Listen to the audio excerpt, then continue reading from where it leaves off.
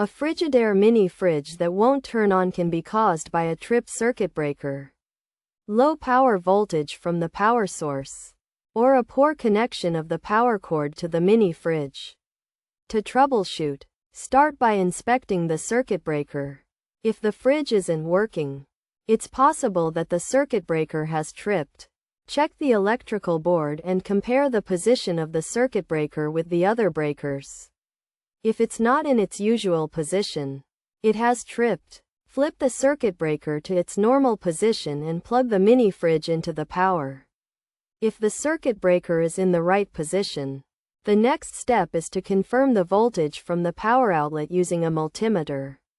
If the readings are too low, it may be necessary to contact an electrician to fix the wiring. However, if the voltage is not the issue, the problem may be with the power cord. Ensure it is plugged in tightly to allow power to flow to the fridge. By checking these potential causes, it's possible to fix a Frigidaire mini fridge that won't turn on.